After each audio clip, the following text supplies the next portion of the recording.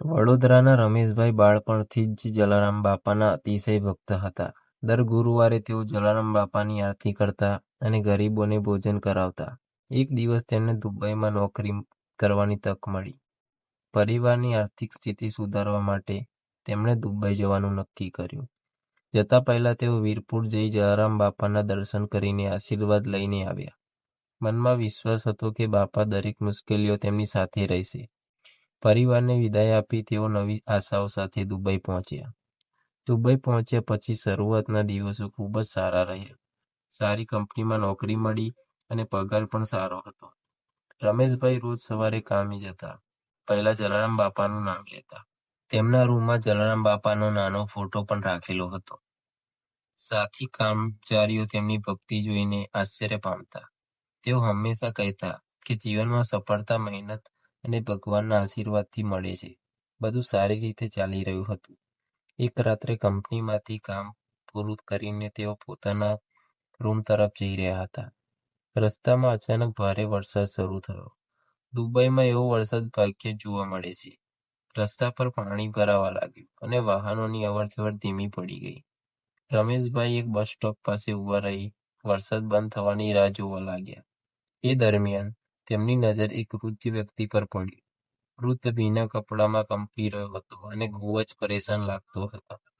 રમેશભાઈ તરત જ તેમની પાસે ગયા અને પૂછ્યું કે તમને કોઈ મદદ જોઈએ છે કે નહીં. વૃદ્ધે તૂટક હિન્દીમાં કહ્યું કે તેમનો મોબાઈલ બંધ થઈ ગયો છે અને તેઓ પોતાનું સરનામું પણ ભૂલી ગયા છે.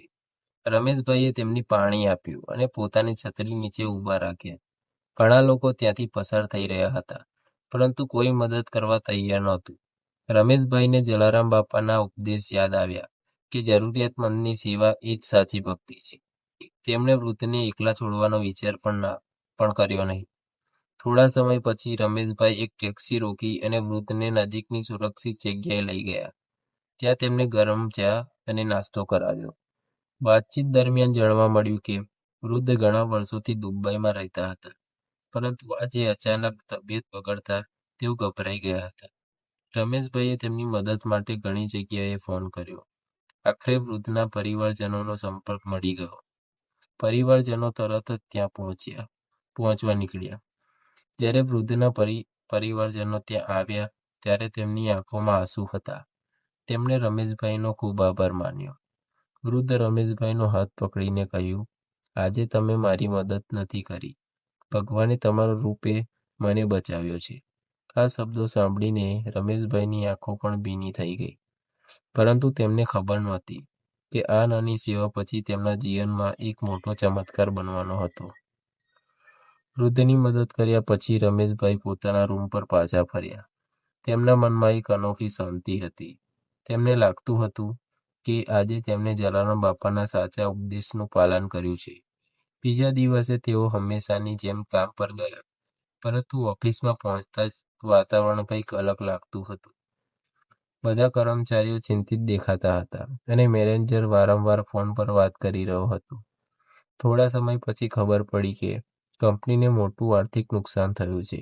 આ સમાચાર સાંભળીને દરેકના ચહેરા પર ચિંતા છવાઈ ગઈ. 2 દિવસ પછી કંપનીના માલિકે બધા કર્મચારીઓને મીટિંગ માટે બોલાવ્યા. મીટિંગમાં જાહેરાત કરવામાં આવી કે કંપનીના ખર્ચ ઘટાડવા માટે ઘણા કર્મચારીઓને નોકરીમાંથી કાઢી રહી છે. આ યાદીમાં રમેશભાઈનું નામ પણ સામેલ હતું. આ સમાચાર સાંભળીને તેમના પગ નીચેથી જમીન સરકી ગઈ. પરિવારની જવાબદારી, ઘરનો ખર્ચો અને લીધેલી લોનના હપ્તા તેમના મનમાં ઘૂમવા લાગ્યા. દુબઈ જેવા શહેરમાં નોકરી ગુમાવવી ખૂબ મોટી મુશ્કેલી હતી. છતાં તેમણે મનમાં જલારામ બાપાનું નામ લીધું અને ધીરજ રાખવાનો પ્રયાસ કર્યો. નોકરી જતી રહ્યા પછી રમેશભાઈ રોજ નવી નોકરી શોધવા લાગ્યા. તેઓ અનેક કંપનીઓમાં અરજી કરતા અને ઇન્ટરવ્યૂ આપતા, પરંતુ દરેક જગ્યાએ નિરાશા જ મળતી હતી. બચેલા પૈસા પણ ધીમે ધીમે ખૂટવા લાગ્યા. રૂમનું ભાડું અને રોજિંદા ખર્ચની ચિંતા તેમને સતત સતાવતી હતી.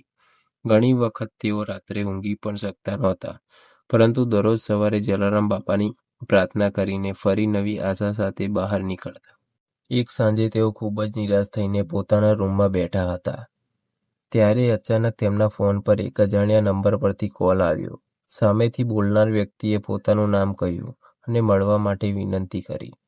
શરૂઆતમાં રમેશભાઈએ કંઈ સમજાયું નહીં, પરંતુ જ્યારે તેઓ મળવા ગયા ત્યારે એ જ વૃદ્ધ વ્યક્તિ બેઠેલા હતા. તેમને તેમના વરસાદવાળી રાત્રે મદદ કરી હતી. વૃદ્ધ તેમને જોઈને ખૂબ ખુશ થયા અને પ્રેમથી બેસાડ્યા. રમેશભાઈને આશ્ચર્ય થતું હતું કે આ મુલાકાત પાછળ શું કારણ હશે.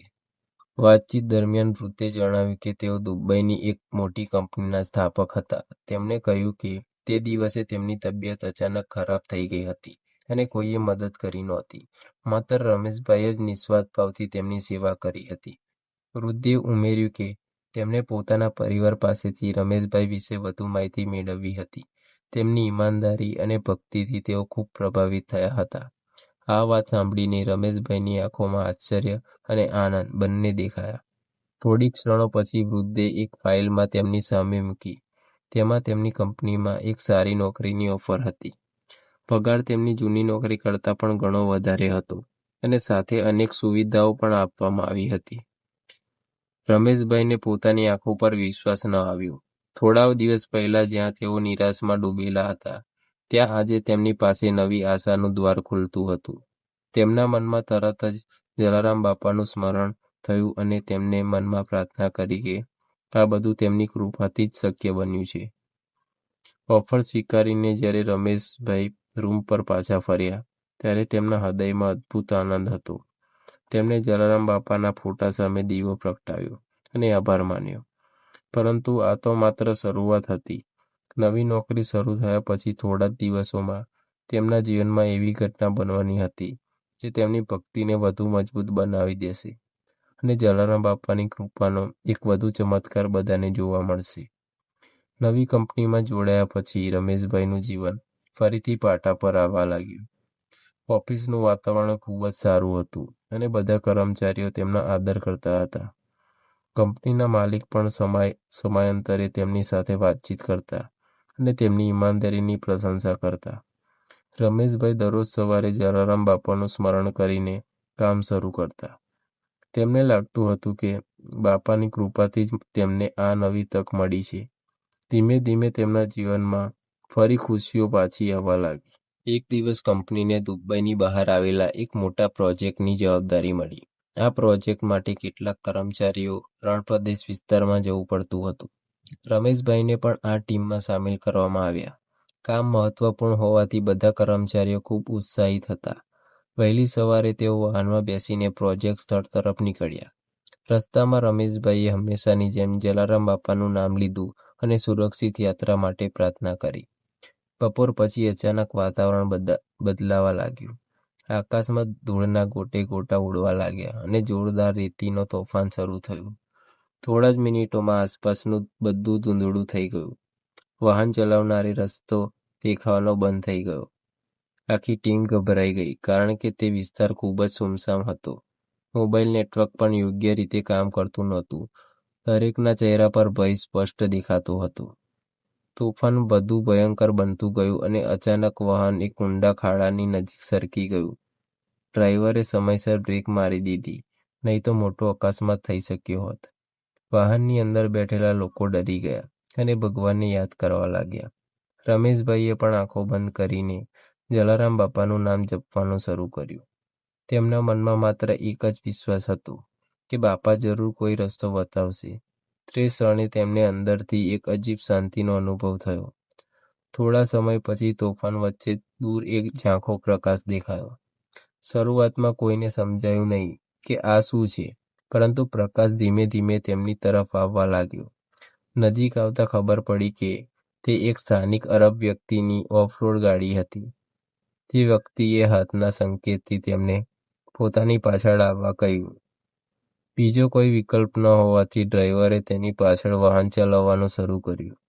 આશ્ચર્યની વાત એ હતી કે તે વ્યક્તિ તેમને સલામત રસ્તેથી બહાર લઈ ગયો.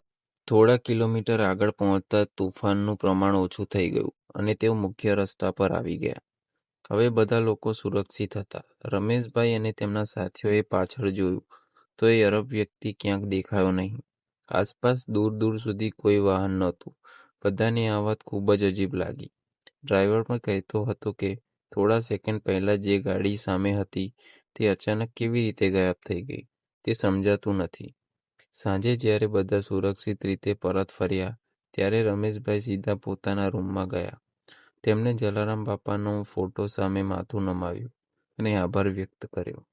તેમના મનમાં વારંવાર એ જ વિચાર આવતો હતો કે આજે કોઈ અજાણી શક્તિએ તેમની અને તેમના સાથીઓની રક્ષા કરી છે.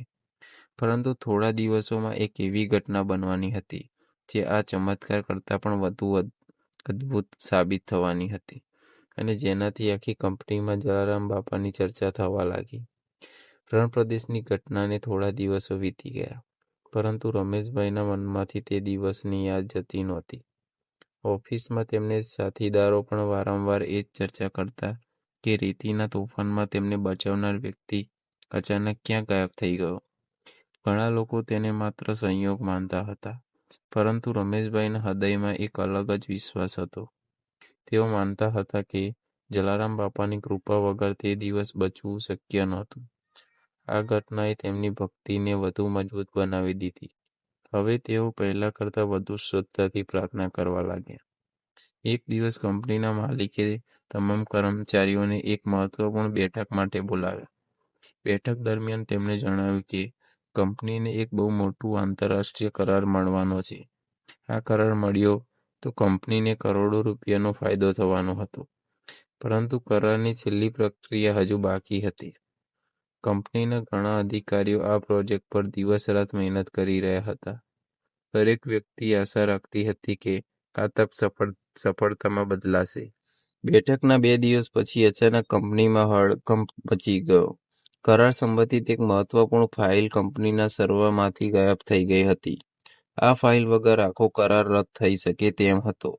મેનેજમેન્ટ ખૂબ જ ચિંતામાં આવી ગયું. તમામ કર્મચારીઓના પૂછપરછ શરૂ થઈ અને ટેકનિકલ ટીમ પણ સતત તપાસ કરી રહી હતી, પરંતુ ફાઇલનો કોઈ પત્તો લાગતો નહોતો. સ્થિતિ એટલી ગંભીર હતી કે કંપનીને ભારે નુકસાન થવાનો ભય ઊભો થયો. તે સાંજે રમેશભાઈ ઓફિસમાં મોડે સુધી રોકાયા. બધા લોકો પરેશાન હતા અને કોઈને કોઈ ઉકેલ દેખાતો નહોતો. રમેશભાઈએ શાંતિથી પોતાની ટેબલ પર બેસીને જલારામ બાપાનું સ્મરણ કર્યું. તેમને મનમાં પ્રાર્થના કરી કે કંપની પર આવેલી આ મુશ્કેલ દૂર થાય. પ્રાર્થના કર્યા પછી તેઓ ફાઇલ સંબંધિત જૂના દસ્તાવેજો તપાસવા લાગ્યા. અચાનક તેમની નજર એક નાના નોંધપત્રક પર પડી, જેમાં કેટલાક મહત્વપૂર્ણ કોડ લખેલા હતા. રમેશભાઈએ તે કોડ ટેકનિકલ ટીમને બતાવ્યા. શરૂઆતમાં કોઈને ખાસ આશા નહોતી, પરંતુ તપાસ કરતાં ખબર પડી કે ગાયબ થયેલી ફાઇલ ભૂલથી એક બેકઅપ સિસ્ટમમાં સેવ થઈ ગઈ હતી. લાંબા સમયથી ચાલતી શોધખોળ પછી આખરે ફાઇલ મળી ગઈ. આ સમાચાર સાંભળતા જ ઓફિસમાં ખુશીની લહેર દોડી ગઈ. કંપનીના માલિક સહિત તમામ અધિકારીઓએ રાહતનો શ્વાસ લીધો. કરોડો રૂપિયાનો કરાર હવે બચી ગયો હતો. કંપનીના માલિકે બીજા દિવસે તમામ કર્મચારીઓની હાજરીમાં રમેશભાઈની પ્રશંસા કરી. તેમને કહ્યું કે જો સમયસર ફાઇલ ન મળી હોત તો કંપનીને ભારે નુકસાન સહન કરવું પડત. રમેશભાઈએ નમ્રતાથી જવાબ આપ્યો કે આ બધું ભગવાનની કૃપા છે. તેમણે કહ્યું કે મુશ્કેલીના સમયે ધીરજ અને વિશ્વાસ રાખવો જોઈએ. તેમની આ વાત સાંભળીને ઘણા લોકો પ્રભાવિત થયા. કેટલાક કર્મચારીઓ તો પ્રથમ વખત જલારામ બાપા વિશે વધુ જાણવાનો રસ પણ બતાવ્યો. તે રાત્રે રમેશભાઈ પોતાના રૂમમાં બેઠા હતા ત્યારે તેમના ફોન પર ભારતમાંથી એક ચિંતાજનક સમાચાર આવ્યા. ઘરે તેમના પિતાની તબિયત અચાનક બગડી ગઈ હતી અને ડોક્ટરે સ્થિતિ ગંભીર હોવાનું જણાવ્યું હતું. આ સમાચાર સાંભળતા જ રમેશભાઈના હાથમાંથી ફોન સરકી ગયો. એક તરફ દુબઈમાં સફળતા મળી રહી હતી તો બીજી તરફ પરિવાર પર મોટી મુશ્કેલી આવી રહી હતી. હવે તેમના જીવનની સૌથી કઠિન પરીક્ષા શરૂ થવાની હતી, જેમાં તેમની શ્રદ્ધા અને વિશ્વાસની સાચી કસોટી થવાની હતી. પિતાની તબિયત ગંભીર હોવાના સમાચાર સાંભળ્યા પછી રમેશભાઈ આખી રાત ઊંઘી શક્યા નહીં. તેમના મનમાં અનેક વિચારો ચાલી રહ્યા હતા. એક તરફ દુબઈની નવી નોકરી અને જવાબદારીઓ હતી તો બીજી તરફ ભારતમાં બીમાર પિતા હતા. તેમને તરત જ ઘરે ફોન કરીને પિતાની સ્થિતિ વિશે માહિતી મેળવી. પરિવારના સભ્યોએ જણાવ્યું કે ડોક્ટરે આગામી 24 કલાક ખૂબ જ મહત્વપૂર્ણ ગણાવ્યા છે. આ વાત સાંભળીને રમેશભાઈની ચિંતા વધુ વધી ગઈ. તેઓ સતત જલારામ બાપાનું નામ જપતા રહ્યા. બીજા દિવસે સવારે રમેશભાઈ સીધા કંપનીના માલિક પાસે ગયા. તેમણે આખી પરિસ્થિતિ સમજાવી અને ભારત જવાની રજા માંગી. માલિકે તેમની ઈમાનદારી અને મહેનતને ધ્યાનમાં રાખીને તરત જ મંજૂરી આપી. સાથે જ કંપનીએ તેમના ટિકિટની વ્યવસ્થા પણ કરી દીધી. રમેશભાઈએ મનમાં વિચાર્યું કે જલારામ બાપાની કૃપા વગર આટલી ઝડપથી બધું શક્ય ન બનત. સાંજ સુધીમાં તેઓ એરપોર્ટ માટે નીકળી ગયા. આખી મુસાફરી દરમિયાન તેમની આંખોમાં માત્ર પિતાનો ચહેરો જ ફરકતો રહ્યો. ભારત પહોંચ્યા પછી તેઓ સીધા હોસ્પિટલમાં ગયા. પિતાને વિવિધ મશીનો સાથે જોડાયેલા જોઈને તેમની આંખો ભીની થઈ ગઈ. ડૉક્ટરે જણાવ્યું કે સ્થિતિ હજુ પણ નાજુક છે અને સારવાર ચાલુ છે. પરિવારના બધા સભ્યો ખૂબ જ દુઃખી હતા. રમેશભાઈએ પિતાની બેડ પાસે બેઠા અને ધીમે ધીમે જલારામ બાપાની ધૂન ગાવા લાગ્યા. તેમના મનમાં એક જ પ્રાર્થના હતી કે પિતા જલ્દી સ્વસ્થ થઈ જાય. આખી રાત તેમણે હોસ્પિટલમાં જ વિતાવી. ત્રીજા દિવસે અદ્ભુત ઘટના બની. સવારે ડૉક્ટરોએ જ્યારે નિયમિત તપાસ કરી રહ્યા હતા ત્યારે તેમના પિતાની તબિયત સકારાત્મક સુધારો જોવા મળ્યો. જે સમસ્યાઓને લઈને તેઓ ચિંતિત હતા તેમાં ધીમે ધીમે ઘટાડો થવા લાગ્યો. ડૉક્ટરે પણ આશ્ચર્યમાં હતા કારણ કે સુધારોનો અપેક્ષા કરતાં ઘણો ઝડપી હતો. પરિવારના સભ્યોના ચહેરા પર ફરી આશા દેખાવા લાગી. રમેશભાઈએ તરત જ જલારામ બાપાનો આભાર માન્યો. તેમને લાગ્યું કે તેમની પ્રાર્થના સાંભળવામાં આવી છે. આગામી થોડા દિવસોમાં પિતાની તબિયત સતત સુધરતી ગઈ. જે ડૉક્ટરોએ શરૂઆતમાં ચિંતિત હતા તેઓ હવે આત્મવિશ્વાસથી સારવાર આગળ વધારી રહ્યા હતા. આખરે એક દિવસ એવો આવ્યો જ્યારે ડૉક્ટરે કહ્યું કે હવે કોઈ મોટો ખતરો નથી. આ સમાચાર સાંભળીને આખા પરિવાર આનંદથી ભરાઈ ગયો. હોસ્પિટલમાંથી બહાર નીકળતા રમેશભાઈએ નજીકના જલારામ મંદિર જઈને માથું ટેકવ્યું. તેમની આંખોમાં આનંદના આંસુ હતા અને હૃદયમાં અખૂટ કૃતજ્ઞતા હતી. પિતા સંપૂર્ણ રીતે સ્વસ્થ થયા પછી રમેશભાઈ ફરી દુબઈ પરત જવાની તૈયારી કરવા લાગ્યા. પરિવારના બધા સભ્યો ખુશ હતા અને જલારામ બાપાની કૃપાની ચર્ચા કરતા હતા. પિતાએ પણ રમેશભાઈને આશીર્વાદ આપતા કહ્યું કે સાચી ભક્તિ ક્યારેય વ્યર્થ જતી નથી. આ શબ્દો રમેશભાઈના હૃદયમાં ઉતરી ગયા. હવે તેઓ ફરી નવી ઉર્જા સાથે દુબઈ જવા તૈયાર હતા. પરંતુ તેમને ખબર નહોતી કે દુબઈ પાછા ફર્યા પછી તેમના જીવનમાં સૌથી મોટો ચમત્કાર હજુ બાકી હતો. દુબઈ પરત ફર્યા બાદ કંપનીમાં તેમના માટે એક આશ્ચર્યજનક સમાચાર રાહ જોઈ રહ્યો હતા. આ સમાચાર માત્ર તેમની કારકિર્દી જ નહીં પરંતુ તેમના આખા જીવનની દિશા બદલી નાખવાના હતા. જલારામ બાપાની કૃપાનો એવો અનુભવ થવાનો હતો જેની ચર્ચા વર્ષો સુધી લોકો કરતા રહેવાના હતા. આ ઘટના તેમના વિશ્વાસને એવી ઊંચાઈએ લઈ જવાની હતી જ્યાંથી પાછું વળીને જોવાની જરૂર જ ન રહે. દુબઈ પરત ફર્યા પછી રમેશભાઈ સીધા ઓફિસ પહોંચ્યા. ઘણા દિવસો પછી પોતાના સહકર્મચારીઓને મળીને તેઓ ખુશ થયા. ઓફિસમાં પ્રવેશતા જ બધા લોકોએ તેમનું ઉષ્માભર્યું સ્વાગત કર્યું. તેમને આશ્ચર્ય થયું કારણ કે દરેક વ્યક્તિ તેમના વિશે જ વાત કરી રહી હતી. થોડા સમય પછી કંપનીના માલિકે તેમને પોતાની કેબિનમાં બોલાવ્યા. રમેશભાઈના મનમાં અનેક પ્રશ્નો હતા પરંતુ શું થવાનું છે તેની તેમને કોઈ કલ્પના નહોતી. કેબિનમાં પહોંચ્યા પછી માલિકે સ્મિત સાથે તેમને બેસાડ્યા. તેમણે કહ્યું કે કંપનીના સૌથી મોટા આંતરરાષ્ટ્રીય પ્રોજેક્ટમાં રમેશભાઈના યોગદાનની ખૂબ પ્રશંસા થઈ છે. ફાઇલ શોધવામાં તેમની સમજદારી અને મુશ્કેલ સમયમાં દેખાડેલી ઈમાનદારીથી કંપનીને કરોડો રૂપિયાનું નુકસાન થતું બચી ગયું હતું. આ ઉપરાંત કંપનીના દરેક કર્મચારીઓએ તેમના સારા સ્વભાવ અને મદદરૂપ વૃત્તિ વિશે સકારાત્મક અભિપ્રાય આપ્યો. માલિકે કહ્યું કે આવા કર્મચારીઓ ખૂબ જ ઓછા જોવા મળે છે. આ શબ્દો સાંભળીને રમેશભાઈની નમ્રતાથી માથું ઝુકાવીને બેઠા રહ્યા. ત્યારબાદ માલિકે તેમની સામે એક દસ્તાવેજ મૂક્યો. તે દસ્તાવેજમાં તેમને ઉચ્ચ પદ પર બઢતી આપવાની જાહેરાત હતી. સાથે જ તેમના પગારમાં મોટો વધારો અને વિશેષ સુવિધાઓ પણ સામેલ હતી. થોડા વર્ષો પહેલા જે વ્યક્તિ સામાન્ય કર્મચારી તરીકે દુબઈ આવ્યો હતો આજે તે કંપનીના મહત્વપૂર્ણ અધિકારીઓમાં સામેલ થવા જઈ રહ્યો હતો. રમેશભાઈની આંખોમાં આનંદના આંસુ આવી ગયા. તેમના મનમાં તરત જ જલારામ બાપાનું સ્મરણ થયું. તેમને લાગ્યું કે આ બધું માત્ર બાપાની કૃપાથી જ શક્ય બન્યું છે. તે જ સાંજે કંપનીના માલિક એક વધુ રહસ્ય ખુલાસો કર્યો.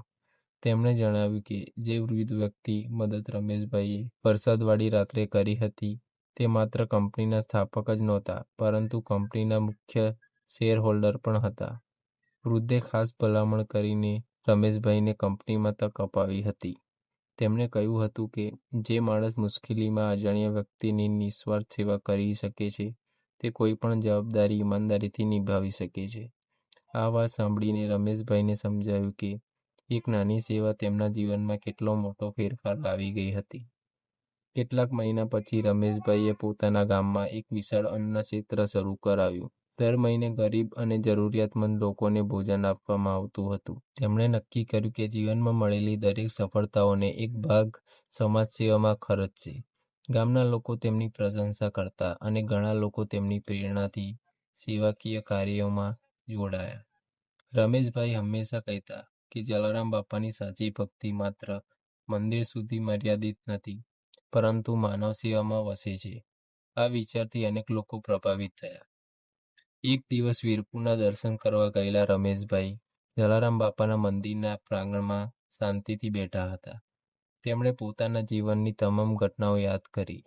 નોકરી ગુમાવવી, વૃદ્ધની મદદ કરવી, નવી તક મળવી, રણ પ્રદેશમાં બચવું, પિતાની તબિયત સુધરવી અને આજે મળેલી સફળતા, બધું જાણે એક અદૃશ્ય શક્તિ માર્ગદર્શન હેઠળ થયું હોય એવું લાગતું હતું. તેમની આંખોમાં કૃતજ્ઞતાના આંસુ આવી ગયા. તેમણે મનમાં પ્રાર્થના કરી કે જીવનભર સેવા અને સત્યના માર્ગ પર ચાલવાની શક્તિ મળે. આ ઘટનાએ રમેશભાઈને એક અમૂલ્ય પાઠ શીખવ્યો. સાચી ભક્તિ માત્ર શબ્દોમાં નહીં, પરંતુ સારા કર્મોમાં દેખાય છે. જ્યારે માણસ નિસ્વાર્થ ભાવથી બીજાની મદદ કરે છે, ત્યારે ભગવાન કોઈને કોઈ સ્વરૂપે તેની મદદ જરૂર કરે છે. જલારામ બાપાની કૃપાથી રમેશભાઈનું જીવન બદલાઈ ગયું, પરંતુ તેમણે ક્યારેય પોતાની નમ્રતા અને સેવાભાવ છોડ્યા નહીં. આજે પણ તેમના ગામમાં લોકો આ ઘટનાને શ્રદ્ધાથી યાદ કરે છે અને કહે છે કે જ્યાં સેવા, સત્ય અને શ્રદ્ધા હોય ત્યાં ભગવાનની કૃપા અવશ્ય વરસે છે. સમાપ્તિ. શિક્ષા. જલારામ બાપાની સાચી ભક્તિ માનવ સેવામાં છે. નિસ્વાર્થ સેવા કરનારને ભગવાન ક્યારેય એકલા છોડતા નથી.